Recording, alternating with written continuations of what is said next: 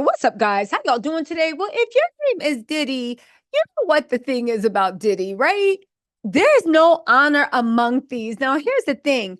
Everybody said that Diddy has stuff to worry about with new lawsuits coming up. But who knew some of those lawsuits would really be because him literally having freak offs with people's intellectual property? Y'all, you got to get into this because it looks like Diddy is facing a new round of lawsuits. Also, we have some interesting news coming in from Tiffany Red. If you guys don't know who Tiffany Red is, you clearly haven't been watching my channels, but Tiffany Red is the songwriter, one of Cassie's good friends. That was one of the main reasons that Cassie was even believed, because she could corroborate everything and put some meat on the bones. If you guys don't know, Tiffany Red is now involved in a huge initiative. The initiative, we need to talk about it. You know what? Let's talk about this. Hold on, y'all. Now, this is going to come. This is one of the reasons why. Let me just say what the whole premise is. This is one of the reasons why people in the music industry are starting to treat Diddy as a pariah. And I hope the trend continues, but not just with Diddy, with everyone in every industry of the entertainment, the way they use money and power to make people bend a knee. Again, when I talked about Tiffany Red, she's involved in this organization called Eat Predators, right? It was founded and ran by Alexa Nicholas. If you don't know who Alexa is, you clearly never watched Zoe 101. Okay. It was literally the main character of Zoe 101.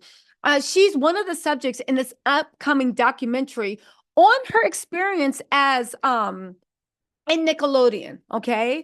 Again, please go support Tiffany Red, and please go support Alexa, just to let you guys know a little bit. This is going to wrap around a Diddy, but just let.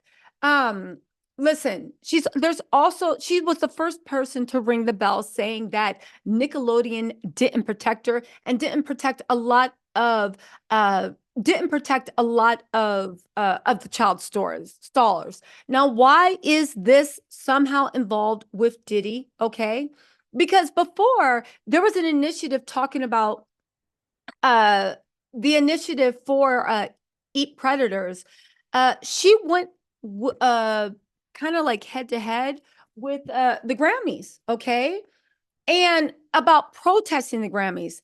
And the CEO blocked her on IG for this letter she wrote to him on Twitter. SA survivors head to the Music Cares Gala. They've been at the Grammys. They've been doing a lot of stuff. Now, why is this important, and how does this relate to Diddy? Because you guys, do you realize that Diddy actually is kind of like the Harvey Weinstein of music? Do you realize that one of the reasons predators like Diddy were allowed to propagate, to do this, to do that, is because it seems like it's coming from the top on down.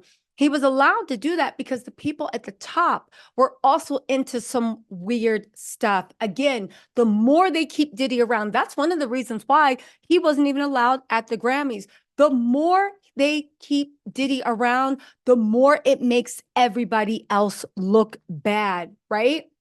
Again, Alexa, it's what these girls are doing, what these women are doing is definitely spot on. The Recording Academy had her speak about abuse in music last year, while Russell Simmons was in the audience just listening. Do you see how they think it's all talk? But now that it's Diddy, they realize that even if the authorities won't move, even if this won't move, Diddy has proven that in the court of public opinion, we're not taking this mess anymore. And they know that they might be able to bribe this person and that person and use their power to keep things in the dark. But if it comes to Twitter, if it comes to Instagram, if it comes to YouTube, there's no hiding from that. And you can do all the bells and whistles you want. But just like Diddy proved, there ain't any PR agency. There's not a billionaire friend. There's not a high level Clive Davis that can protect you, because the court of public opinion will move quickly and will move swiftly because we are tired. Do you see how Diddy has made the block hot? And you know what? I love that for them. Let them sit there, keep protecting their own, because baby, everything that was done in the dark will come out into the light. Y'all, listen, if you care at all, and again, I know you guys care just by even giving a view to my video or anybody's video that's talking about this, but I would encourage you definitely to go to Instagram, follow Tiffany Red, show some support, follow Eat Predators, show some support, follow Alexa Nicholas, show some support, and watch the documentary. Listen, anyone that grew up on Nick, listen, we need to figure it out. Now let's get into Puffy, the way and again, this is beautiful that people are no longer afraid to tell their stories and speak truth to power. Okay.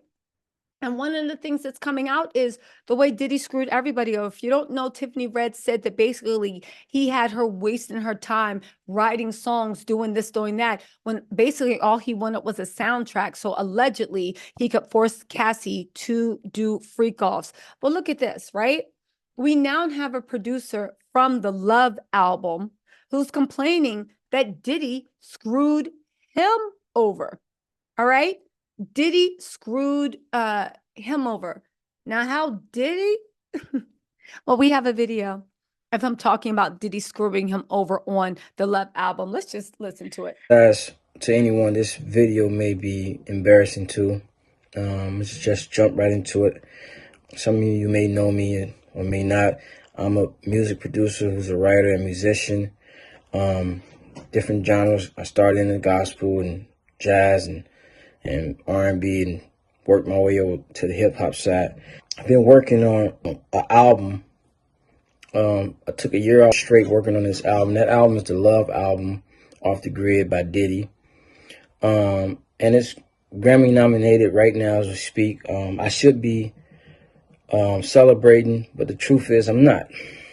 Taking this album on has required so much time,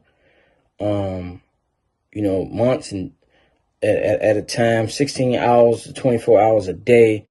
Sometimes, Diddy will request certain works to be done and tell us don't go to sleep until it's done.